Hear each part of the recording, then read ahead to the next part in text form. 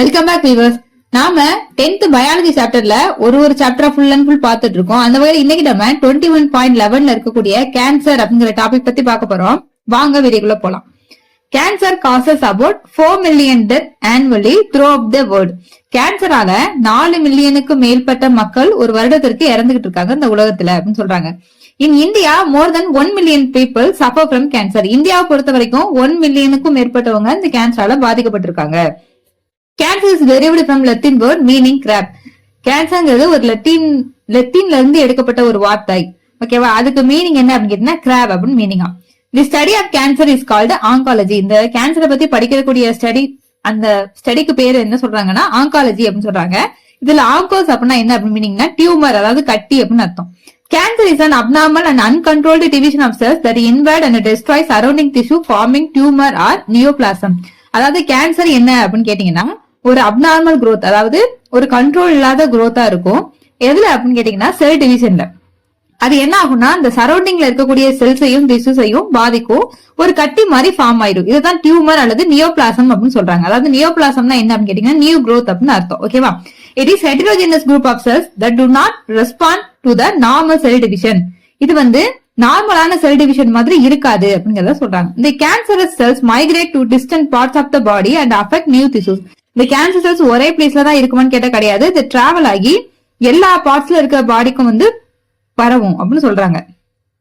This process is called metastasis. இந்த process என்ன சொல்றாங்கன்னா metastasis அப்படி சொல்றாங்க. The frequent site of metastasis are lungs, bone, liver, skin and brain. So எந்தெந்த ரீஜனுக்குலாம் பரவும் அப்படின்னு கேட்டீங்கன்னா லங்ஸுக்கு, போன்ஸுக்கு, லிவர் அண்ட் ஸ்கின் அண்ட் பிரைன்லாம் இந்த கேன்சர் வரக்கூடிய வாய்ப்புகள் அதிகமா இருக்கு அப்படின்னு சொல்றாங்க. சோ அதுக்கப்புறமா 21.11.1ல இருக்க டைப்ஸ் ஆஃப் கேன்சர் பத்தி பார்க்க போறோம். Cancer are classified and the basis of the disease from very are formed. அதாவது அது எந்த இடத்துல பரவுதுங்கிறத பேஸ் பண்ணி இதை எத்தனை டைப்பா பிரிச்சிருக்காங்க அப்படின்னு பாத்தீங்கன்னா, number 1 carcinoma. Carcinomas arise from epithelial and glandular tissue. They include cancer of the skin, lung, stomach and brain. About 85% of the tumors are carcinomas. கார்சினோமானா என்ன அப்படின்னு கேட்டீங்கன்னா எபித்தீரியல் செல்கள்ல ஏற்படக்கூடிய, அதாவது ஸ்கின் லேயர்ல ஏற்படக்கூடிய கேன்சர் தான் இந்த கார்சினோமான்னு சொல்றோம். இது எங்க அதிகமா இருக்கும் அப்படின்னு கேட்டீங்கன்னா ஸ்கின்ல, லங்ஸ்ல, ஸ்டொமக்ல அண்ட் பிரெயின்ல தான் இருக்கும்னு சொல்றாங்க. ஒரு 80% ஆஃப் கேன்சர் வந்து இந்த கார்சினோமாஸ் அப்படின்னு நம்ம எடுத்துக்கலாம். செகண்ட் டைப் என்ன அப்படின்னு பாத்தீங்கன்னா சார்கோமாஸ். Sarcomas are occur in the connective and muscular tissue. They include cancer of bones, cartilage, tendons, adipose tissue and muscles. These are from 1% of all tumors. So sarcoma எங்க இருக்கும் அப்படின்னு கேட்டீங்கன்னா கனெக்டிவ் திசுலையும் மஸ்குலர் திசுலையும் ஃபார்ம் ஆகக்கூடியதான் கேன்சர் தான் நம்ம சார்கோமான்னு சொல்றோம். இது எங்க ஈஸியா பரவும் அப்படின்னு கேட்டீங்கன்னா போன்ல இருக்கும், கேட்டிலேஜ்ல இருக்கும், டெண்டான்ஸ்ல இருக்கும், அது மட்டும் இல்லாம அடிப்போஸ் திசுலையும் இருக்கும். சோ டோட்டலா வரக்கூடிய டியூமர்ஸ்ல 1% டியூமர்ஸ் தான் இந்த சார்கோமா அப்படின்னு சொல்றாங்க. Third one type என்ன அப்படின்னு பாத்தீங்கன்னா leukemia. Leukemia are characterized by an increase in the formation white blood cells in the bone marrow and lymph nodes.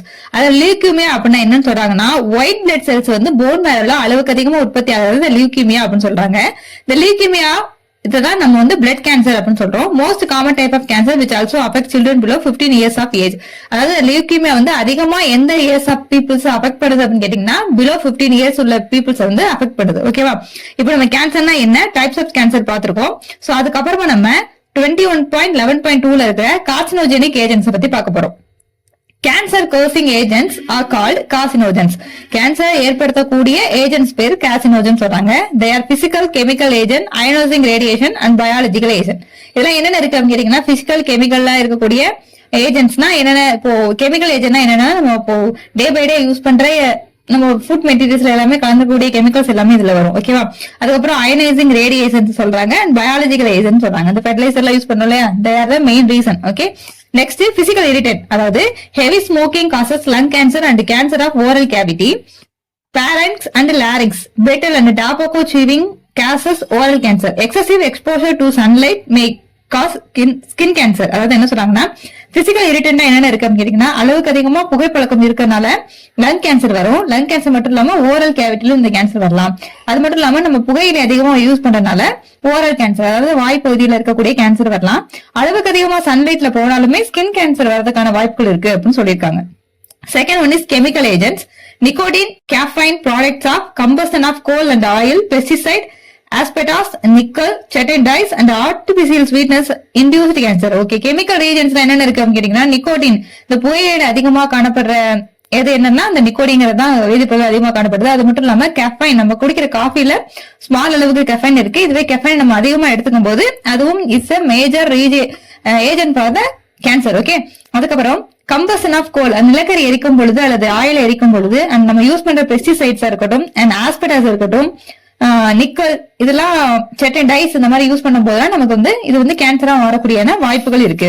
அது முக்கியமா இதுல ஆர்டிபிஷியல் ஸ்வீட்னஸ் அப்படின்னு சொல்லியிருக்காங்கல்ல, அதாவது நம்ம இயற்கையா இருக்கிற ஸ்வீட்னரை யூஸ் பண்ணாம நம்ம இப்போ நிறமூட்டிகள் இல்லாத ஸ்வீட்னரை யூஸ் பண்றோம் சுவைக்காக, அந்த மாதிரி யூஸ் பண்ணும் போதும் அது ஒரு கேன்சர் ஏஜென்டா இருக்கு. Okay, next one is radiation. Ionising radiation like X rays, gamma rays, radioactive substance and non ionising radiation like UV rays causes DNA damage leading to cancer.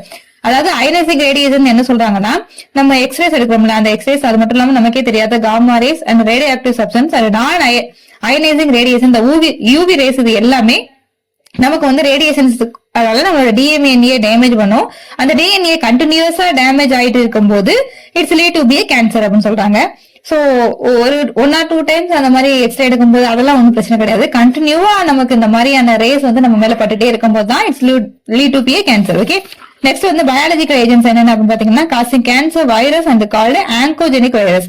Okay, virus மூலமா நமக்கு கேன்சர் வந்துச்சுன்னா அது என்னன்னா ஆங்கோஜெனிக் கேன்சர் அப்படின்னு சொல்றாங்க. ஓகேவா, அந்த வைரஸ் பேரு ஆங்கோஜெனிக் வைரஸ். ஓகே, அதுக்கப்புறமா 21.11.3 இருக்கக்கூடிய ட்ரீட்மெண்ட் ஆஃப் கேன்சர் பத்தி பார்க்க போறோம். The treatment of cancer involves the following method. So கீழ்கண்ட மெத்தட்ஸ் எல்லாம் இருக்கு. First one is surgery.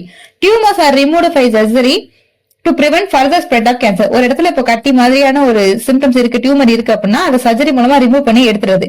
அப்படி எடுக்கனால இது அடுத்த இடங்களுக்கு பரவாம இருக்கும். ஓகேவா, next one is radiation therapy. Radiation தெரப்பினா என்ன அப்படின்னு கேட்டீங்கன்னா, tumours are irritated by lethal dose of radiation while protecting the surrounding normal cells. Okay, radiation தெரப்பினா இப்போ ஃபர்தரா ஒரு சர்ஜரி முடிச்சு எடுத்துட்டோம்னா சரௌண்டிங்ல இருக்கிற செல்களும் அஃபெக்ட் ஆகாம இருக்கிறதுக்கு நம்ம கொடுக்கக்கூடிய தெரப்பி தான் இந்த radiation therapy. And third one is chemotherapy. It involves administration of anti-cancerous drugs which prevent cell division and are used to kill cancer cells. ஒருவேளை அந்த நம்ம டியூமரை வந்து கட் பண்ணி எடுத்ததுக்கு அப்புறமாவும் அந்த இடத்துல செல்ஸ் டிவைடட் ஆகாம இருக்கவும் நார்மலாக செல்ஸ் வந்து குரோத் ஆகிறதுக்கும் இந்த ஹீமோதெரப்பியை வந்து இன்டியூஸ் பண்றாங்க. And last one is immunotherapy. Biological response modifiers like interferons are used to activate the immune system and help destroying the tumors. Okay, நார்மலாவே நம்மளோட இம்யூன் சிஸ்டத்தை இன்டியூஸ் பண்ணி தூண்டிவிட்டு நம்ம கேன்சர் செல்லுக்கு அகைன்ஸ்டா ஆன ஆன்டிபாடிஸ் ப்ரொடியூஸ் பண்ண மெத்தட் தான் இந்த இம்யூனோதெரப்பி அப்படின்னு சொல்றாங்க. ஓகேவா, இப்போ நம்ம ட்ரீட்மெண்ட் ஆஃப் கேன்சர்ல surgery, radiation therapy, chemotherapy and immunotherapy பத்தி பாத்திருக்கோம். சோ அதுக்கப்புறமா 21.11.4 இருக்கக்கூடிய பிரிவென்டிவ் மெஷர்ஸ் ஆஃப் கேன்சர் பார்க்கலாம். தடுக்கக்கூடிய வழிமுறைகள் என்னன்னு பார்க்கலாம். Cancer control programmer should focus on primary prevention and early detection. Okay, கேன்சர்னா என்ன, அதோட அவேர்னஸ் நம்ம எல்லாருமே தெரிஞ்சு வச்சுக்கணும். சோ முன்னாடியே கண்டுபிடிக்கிறதுக்கான முயற்சியில நம்ம ஈடுபடணும். இன்கேஸ் நம்ம அஃபெக்ட் ஆயிருந்தோம் அப்படின்னா ஒரு அவேர்னஸோட இருக்கணும். Okay, to prevent lung cancer, tobacco smoking is avoided and productive measure to be taken against exposure to toxic pollutants of industries. Excessive exposure to radiation is to be avoided to prevent skin cancer. Okay, என்ன சொல்றாங்கன்னா lung cancer வராம இருக்க நம்ம டாபக்கோ use பண்ணக்கூடாது, smoking பண்ணக்கூடாது. அது மட்டும் இல்லாம டாக்ஸிக் பொல்யூட்டன்ஸ் தரக்கூடிய இண்டஸ்ட்ரீஸ் எல்லாம் பேன் பண்ணணும். எக்ஸசிவ் எக்ஸ்போசர் இருக்கக்கூடிய ரேடியேஷனை நம்ம அவாய்ட் பண்ணணும். எதுக்குன்னா ஸ்கின் கேன்சர் வந்து வராம இருக்கிற காரணி. சோ பிரிவென்டிவ் மெஷர் ஆன் கேன்சர்னா இது வந்து நம்மளோட சுய கட்டுப்பாடு மூலமா தான் இது எல்லாமே நடக்கும் அப்படின்னு கூட நம்ம எடுத்துக்கலாம். சோ கேன்சர் வரதுக்கான மேஜரான ரீஜன்ஸ் தான் என்ன அப்படின்னு பாத்துறோம். சோ நம்ம எல்லாருமே அதுல இருந்து அவாய்டடாவே இருந்துக்கலாம்.